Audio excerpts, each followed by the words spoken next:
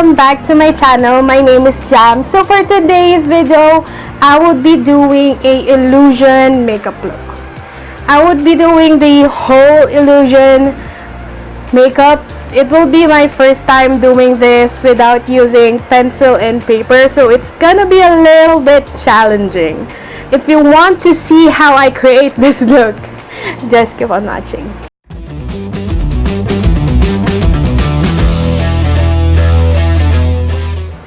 So as always, I've already did my foundation and brows off camera. So now we're gonna move on to the eyes first. So for the eyes, I'm just going to prime my eyes first. And for that, I'm using Maybelline Superstay in the shade 120.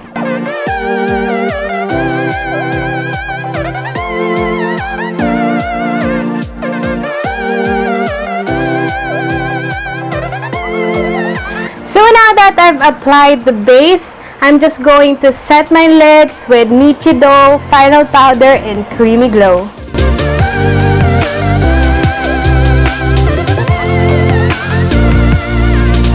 So for the eyes, I'm going to do a pretty dramatic look.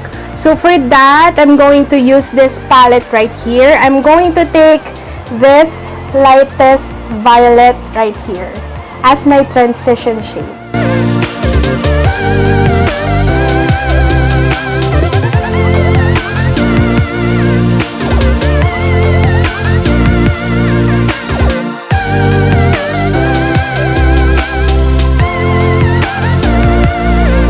Now to slightly deepen up the outer V of my eyes, I'm going to take this eyeshadow right here.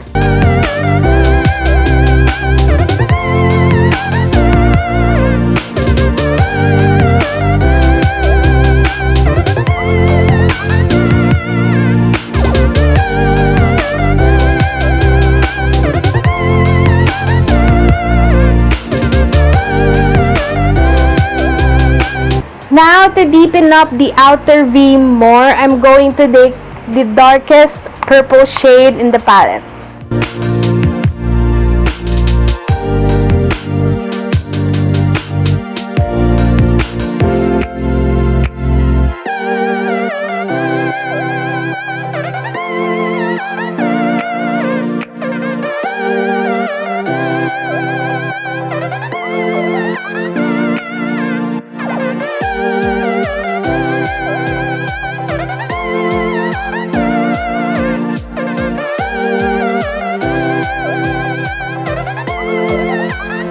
So I wanted to put a little bit of color on the outer V. So I'm going to take this red brick color to make it a little more dramatic.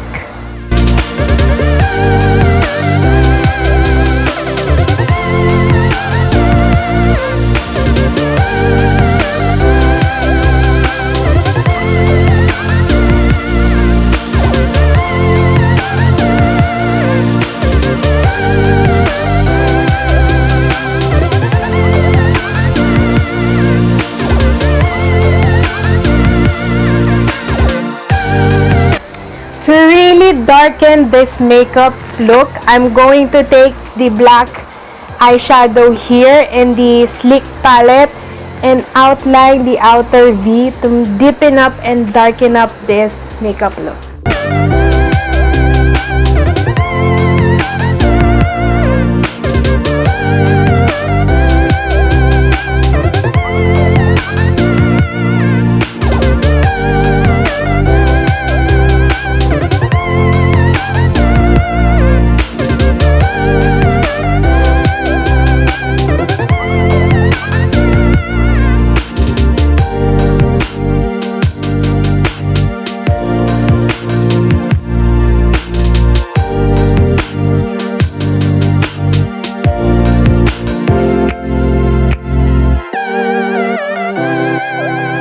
So now for the inner half of the lids, I'm going to take the purple shimmery color here and apply it all over the lid.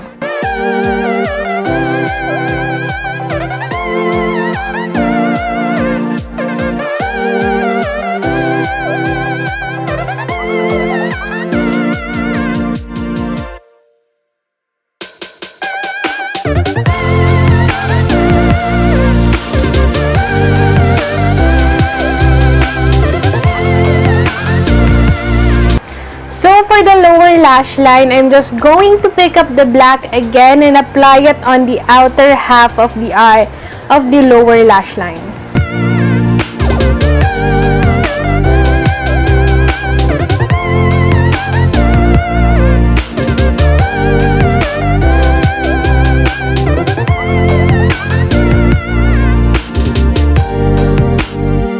So now I'm just going to pop on some lashes and I'll be right back. So now that the lashes are on, I'm just going to set my face using Nichido Final Powder in Creamy Glow and contour with Bobby Cosmetics Insta Runway Ready Contour Kit.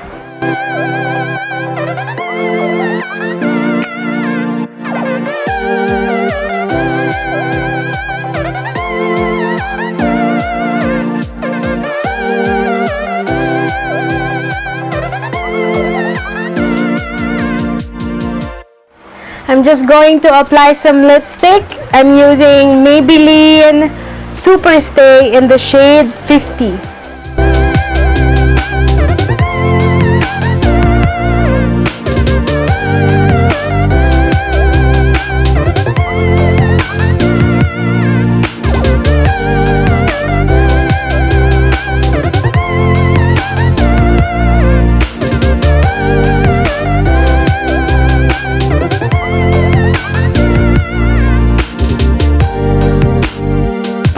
So, confession, I'm not the most precise person ever, especially if I'm not drawing with pencil and paper. So, I tried it to do it freehand, and it looks,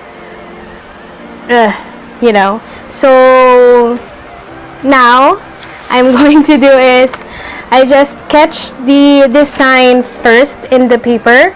So this is my design of the illusion.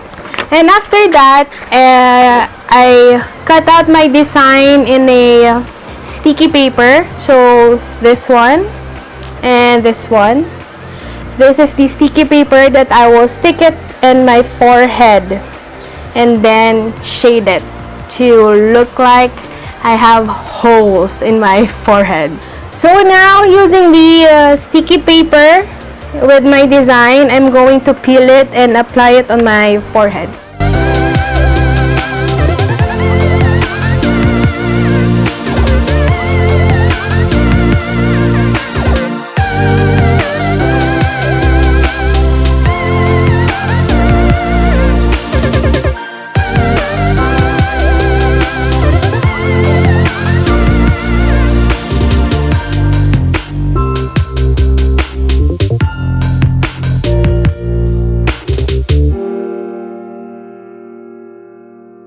So now that I've applied the pattern on my forehead, I'm going to take a brown eyeshadow and fill it all in.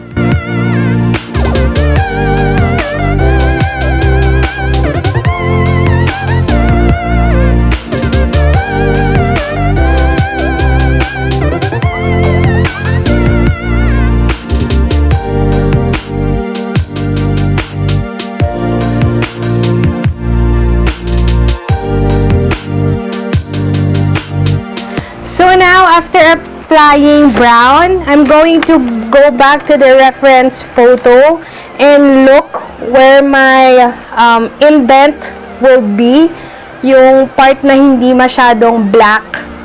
So I'm just going to follow that and line it with a black paint.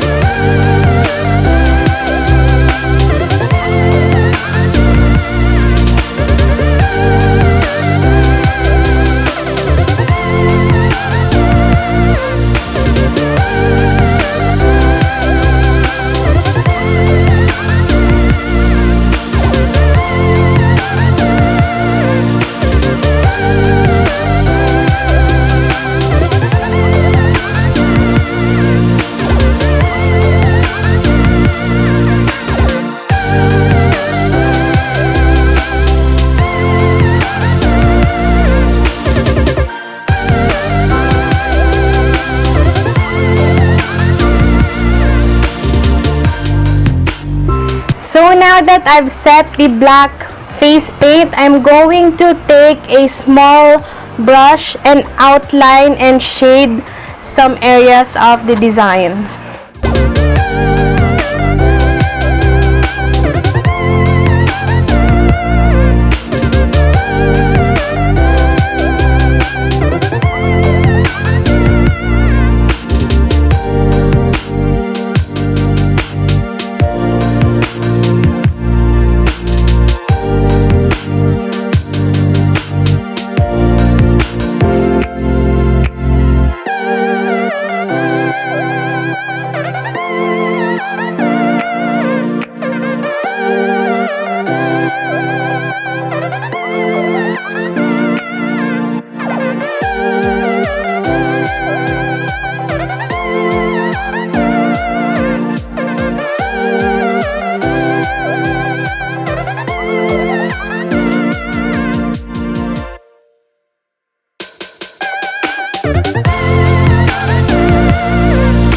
So now we're going to remove and reveal the illusion. So this is what it looks like without the stencil.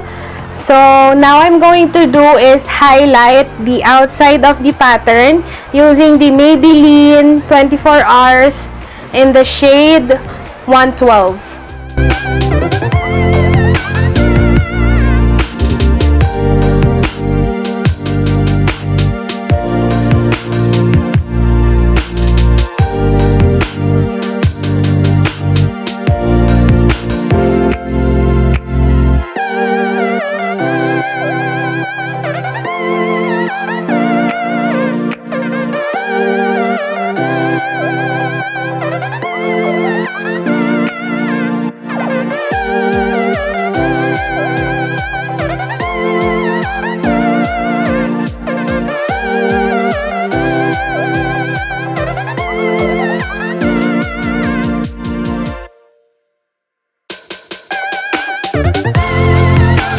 So I've decided to add one more. I'm going to add a big triangle here on my face to, add some drama.